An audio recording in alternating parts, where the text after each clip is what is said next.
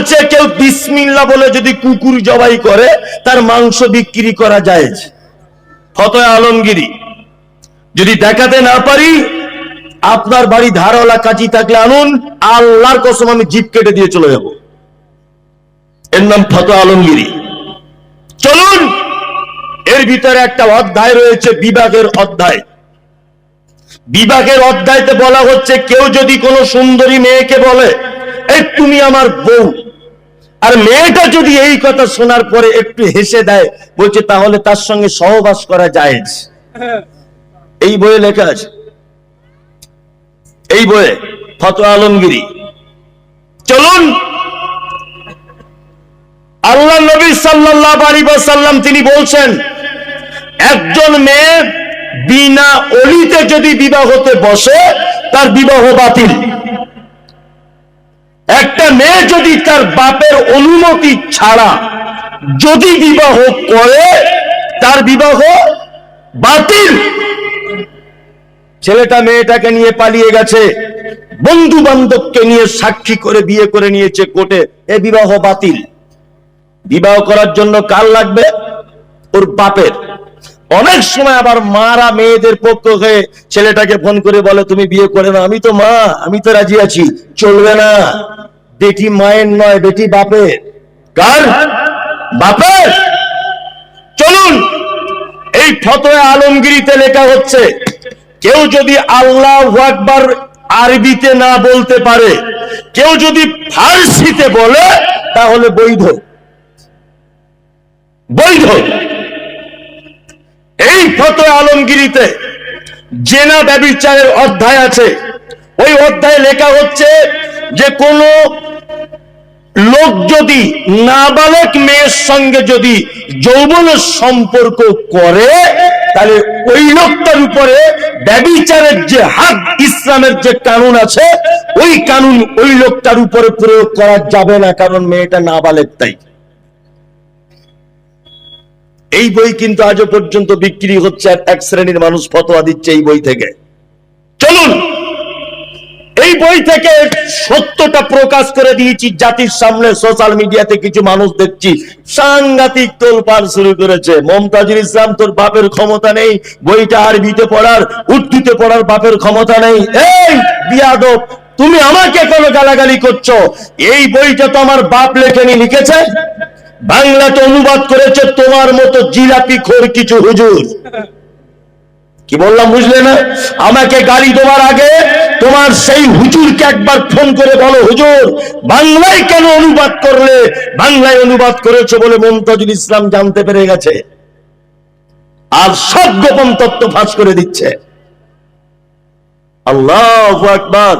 আল্লাহ তাআলা বলছেন একটি মাত্র কথা, ইত্তাবিউ, আনুগত্য করো, মা উনজিলা ইলাইকুম মির রাব্বিকুম, তোমার রবের পক্ষ থেকে যেটা অবতীর্ণ হয়েছে সেটার কথা আনুগত্য করো।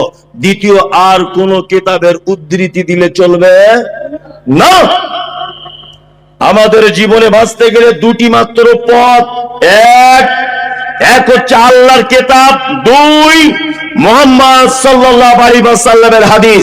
এই দুইটি বাণী ছাড়া তৃতীয় কোন বাণী আমাদের কাছে টিকবে না।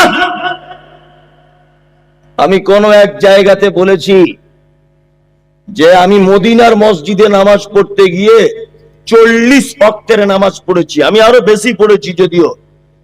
এক ওয়াক্তে নামাজে কেউ হাজী সাহেব আছেন এখানে? আছে? আপনি আছেন? হাজী সাহেব বলে দিক তো দেখি একবার যে প্রত্যেক নামাজের পরে পরে দোয়া করা হয়েছে। হাজী সাহেব হতো?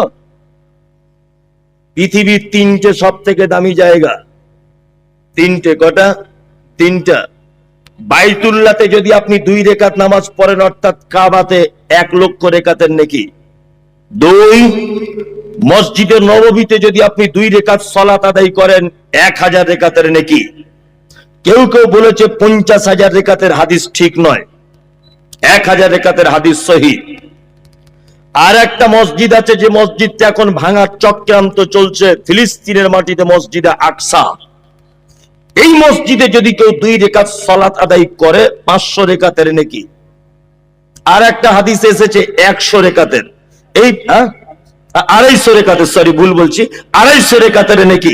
চলুন আরেকটা মসজিদ আছে মসজিদে নববীর ডান দিকে 3 কিলোমিটার দূরে, তার নাম মসজিদে কুবা, পৃথিবীর প্রথম মসজিদ।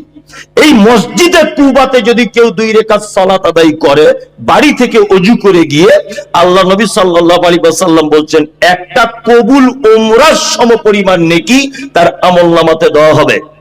এবার আপনাকে আমি বোঝাতে চাইছি, মসজিদে নববীতে যেখানে 2 রাকাত সালাত আদায় করলে 1000 রাকাতের নেকি হয়, সেখানে হাজী সাহেব গিয়ে 40 রাকাত নামাজ পড়ে, কেউ 50 রাকাত পড়ে, যে যে কদিন থাকে আর কি, কেউ 30 রাকাত পড়ে, এক ওয়াক্তের বেলাতে দোয়া হলো না।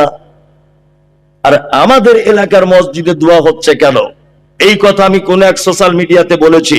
আমি এই কথা বলেছি, আমি রবিউল আউয়ালের জুলুস হয় কিনা প্রমাণ করার জন্য এবার ওমরা করতে গিয়েছিলাম।